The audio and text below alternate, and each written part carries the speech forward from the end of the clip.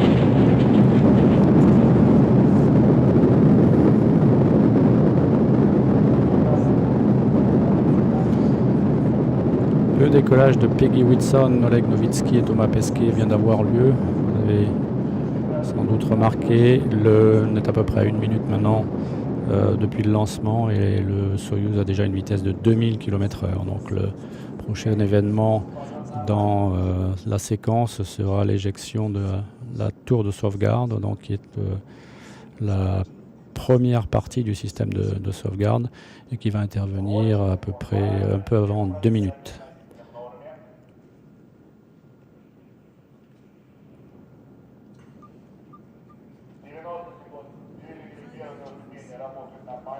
Une minute 30 et les spécialistes russes annoncent un bon comportement du lanceur. Tous les paramètres sont normaux.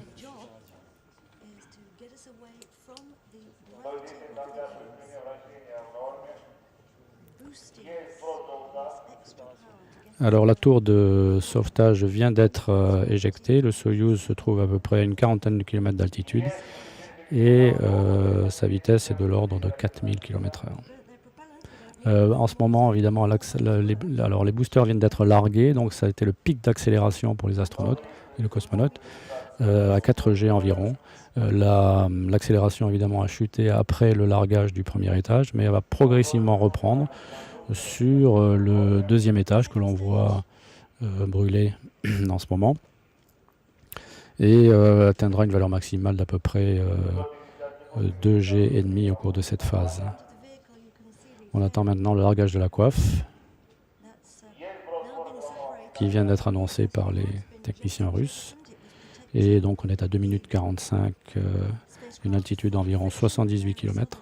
Et vous voyez que le vaisseau et le lanceur sont maintenant dans une attitude pratiquement horizontale, puisque le but c'est d'accélérer le plus possible à l'horizontale vers une vitesse de 28 000 km/h et qui sera la vitesse orbitale à 200 km au moment de la séparation du vaisseau Soyouz.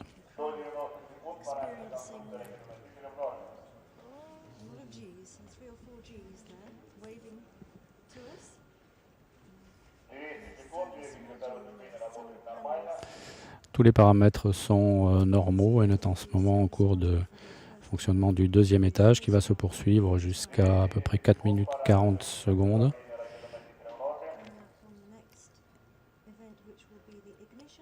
Et au moment de la séparation du deuxième étage, le Soyouz sera déjà à une altitude de 156 km.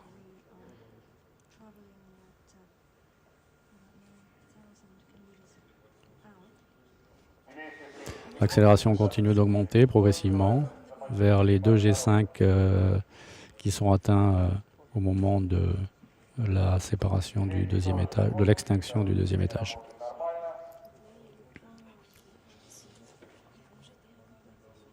Et on est à peu près une trentaine de secondes de la séparation du deuxième étage.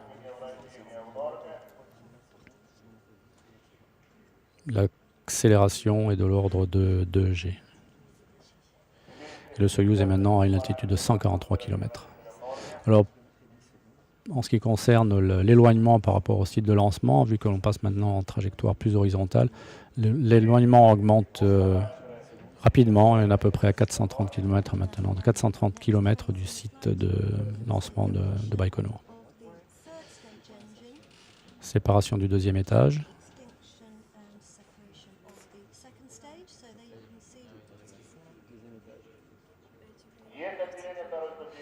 Voilà, donc les spécialistes russes annoncent la séparation du deuxième étage.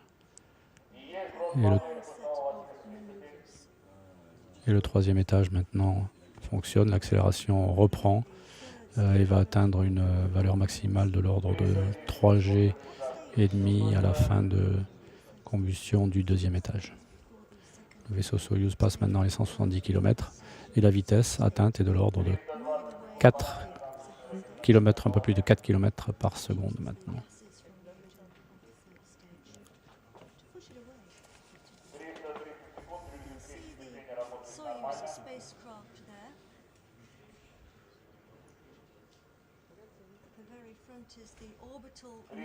Alors l'équipage semble en bonne forme. Vous voyez que Oleg Novitsky prend des notes.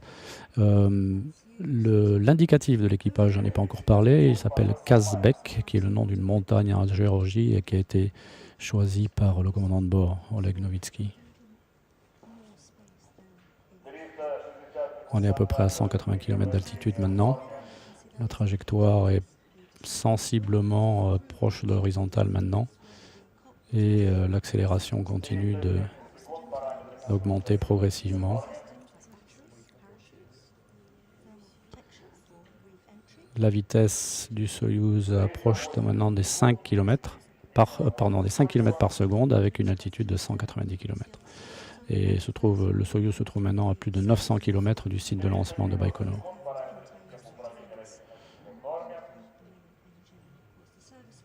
La fin de la trajectoire de lancement, on se trouvera pratiquement sur la côte pacifique, donc à l'est de l'Asie, et interviendra dans un peu plus d'une minute et demie maintenant.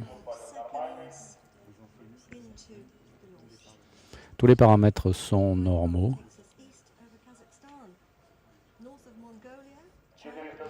Alors, on peut déjà dire qu'il y a un nouvel astronaute sur Terre, à l'Agence spatiale européenne et en France également, même si bien sûr il ne reviendra sur Terre que dans 6 mois, mais Thomas Pesquet maintenant peut être considéré comme un astronaute puisqu'il a volé au-dessus de la barrière des 100 km. Voilà, donc il était déjà un astronaute par son mérite, mais il est maintenant physiquement et pour l'histoire. Oleg Novitsky et Peggy Whitson étaient déjà depuis quelque temps.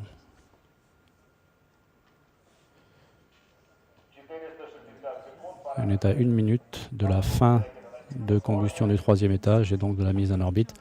Et tout se déroule pour l'instant parfaitement.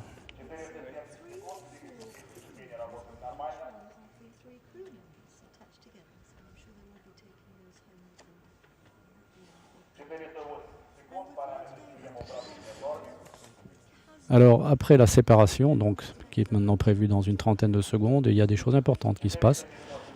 Et en particulier, la commande de séparation doit bien être injectée dans le système de bord du Soyouz, ce qui va permettre de déclencher un certain nombre d'opérations automatiques qui sont critiques pour la suite des événements, en particulier le déploiement des panneaux solaires, le déploiement des antennes qui vont servir au rendez-vous et des antennes de communication du Soyouz.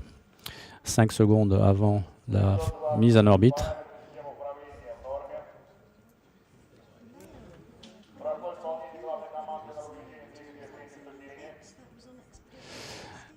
voilà, vous avez peut-être vu que l'équipage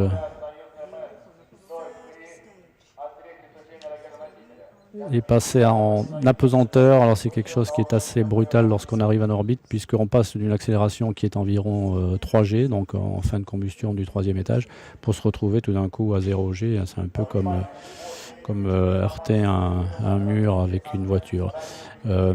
Mais tout évidemment s'est très bien passé et je crois que l'on peut féliciter les spécialistes russes pour la qualité de ce lancement aujourd'hui.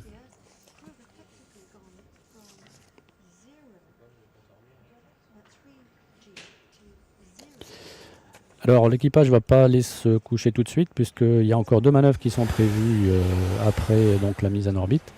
La prochaine doit avoir lieu dans 3 heures à peu près, alors qu'on entend ici les applaudissements mérités.